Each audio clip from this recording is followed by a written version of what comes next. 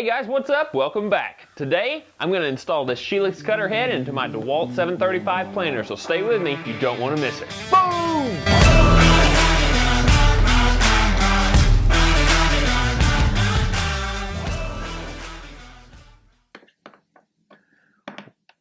First, you want to start out by just taking the top off the planer to gain access to the head and knives. Next, take off the dust chute by unscrewing these red thumb screws. So now you see we have access to the cutter head and the knives, and this is the retention clip that keeps it locked in place while you're changing the blades. So before we do anything, we're going to take the blades out. Now that the knives are out, I'm just going to take a short little bit of time and blow out what dust and debris that there is left inside this planer so I can make sure that I have a nice clean area to work with. Next, we need to remove this tension lock plate. There's a spring directly underneath this platform right here that we need to be careful about retaining whenever we take this out. Now we need to take off the height adjustment handle.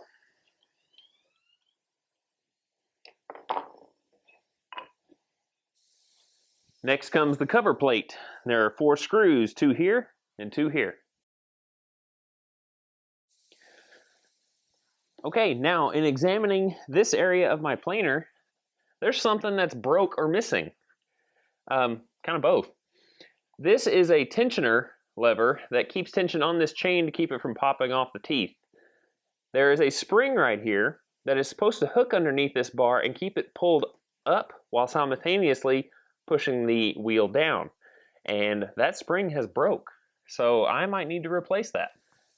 So instead of replacing the spring, which might be difficult, I actually just kind of modified it to form another hook so it can hook back on the bar.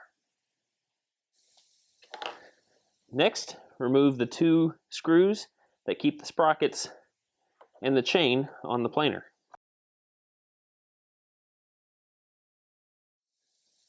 Make sure to keep the orientation of the sprockets to the chain the same as you took it off the planer and put it in a tray so it doesn't get disturbed. Now, this V-groove belt must be taken off this pulley in order to gain access to take the pulley off.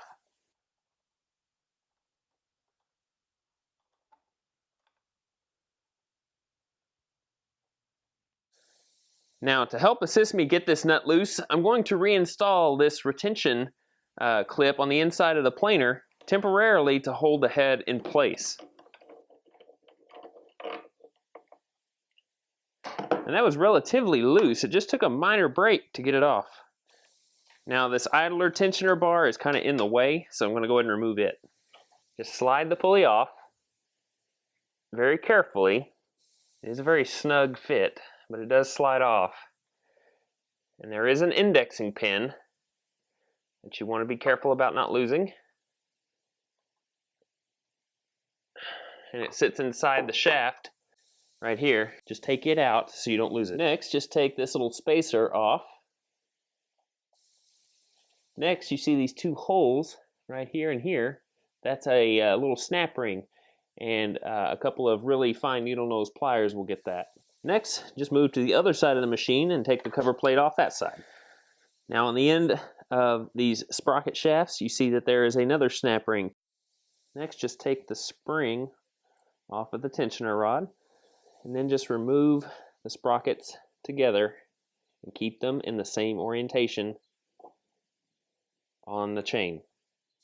If you notice, each shaft has an indexing space right here that those sprockets sit in, so it's very difficult to put them back the wrong way. Now this is the gearbox. We want to take out this bolt, and this bolt. They are Allen head, not Phillips. Do not remove the Phillips head screws. Keep those in place. And in case you are curious, they are a number 5 Allen head. Now here comes an important part. You want to slide the gearbox back, but don't remove it from the machine. Now you can see the exposed shaft of the current cutter head. We're just going to take a block of wood or something that's going to be non-marring and put it up against the shaft and hammer it out. Here you can see looking from the other side of the machine as the shaft comes out.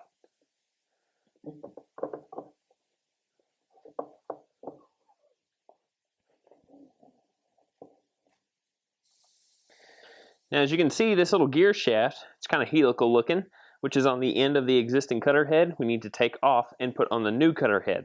There's a small little nut at the top that fits a 7mm socket. Once you get it loose, just unscrew it and remove it.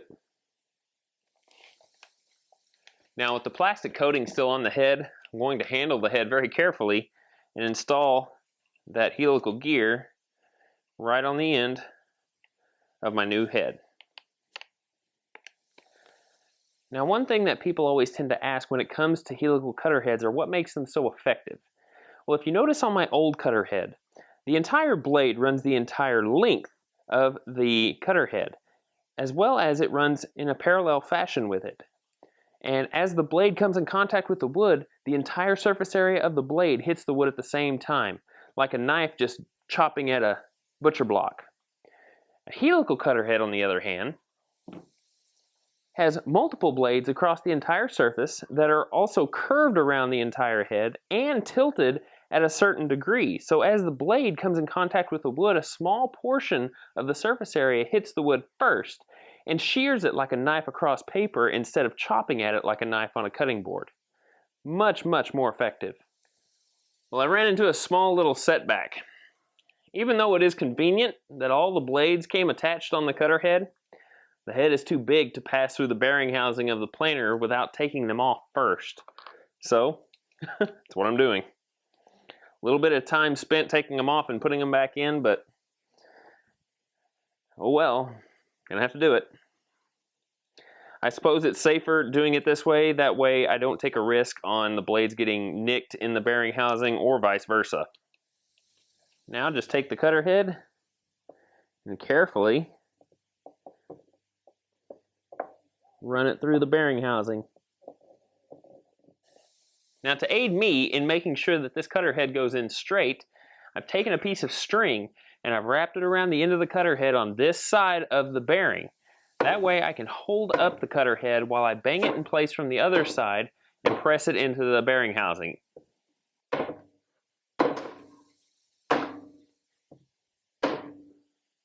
Now you just need to drive in the cutter head till the bearing is flush with the inside of the planer housing. Now I just have to take a few minutes and reinstall all of my knives. Okay, now that all of my blade tips are back in place, I went ahead and oriented them a way that will help me determine which direction I need to turn them whenever they do get nicked.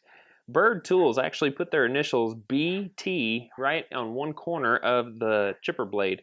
So I'm actually going to put those all facing that direction away from me. And whenever I turn these, I'm always going to turn them clockwise, one turn. So once I make it back around to where the BT is facing the way it originally did, it lets me know that that particular blade needs to be replaced. Now, if there's one bit of advice that I can give anybody that takes apart this planer to put in a new cutter head is to make sure that you are organized in the parts that you take off. I started with this tray and I worked my way down this way. This is all one side of the planer, and then up here starts and goes this way, and this is the other side of the planer. So now when I go to put everything back together, I'm going to start here and work my way back, start down there and work my way back. And I shouldn't have any spare parts aside from this spring clip. We won't be using it.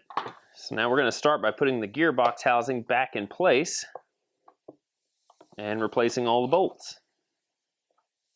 Now we're going to take the chain and the sprockets and put them back on at the same time, making sure they line up with the notches in each of the posts. Now carefully put the spring clips back on. Make sure that they are seated. Put the tensioner spring back on. Now put the cover back on.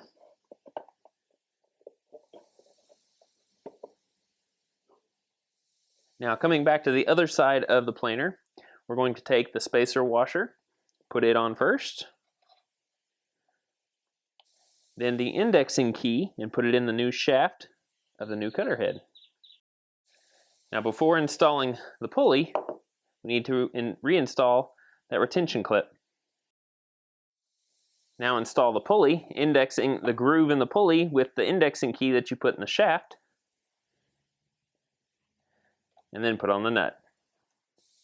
Now I'll tell you that this nut does not have to be super tight. Pretty much hand tight with your socket and your extension, and just kind of hold the cutter head where you're not going to hurt yourself, and then just hand tighten it down. I will tell you that whenever I took this nut off, it was not tight at all. Before I put the chain tensioner back on, I'm going to make sure to put the belt on first. Now just put the tensioner back on. Now put the chain on, both together at the same time, just like you did before. Make sure they're indexed properly, and that the tensioner is in the middle of the chain. And just put the screws back in place. Now taking the spring that I modified, attach it back in place. Now we're just going to put the dust cap back on. Now just put the handle back on. Now next normally would be this lock plate that kept the head from turning while you change the blades. But since we have this type of head, it doesn't have that ability, so we're not going to use this plate anymore. I am going to put the screws back, however. So as you can see, my knives really needed changing, and putting this new head in is going to make a world of difference. I didn't feel the need to do it before and after because these were already screwed up as it was. I don't have a decibel meter, so it's really not going to do me any good. But I hope that this video sheds some light on how easy it is to replace this cutter head. That way you can do it yourself if you like. So thanks very much for joining me on this episode. I hope you enjoyed it. Be sure and comment down below if you have any comments, tips, or suggestions, and I will talk to you on the next episode. 1, 2, 3, boom! Bang, bang, won't stop till we're legend.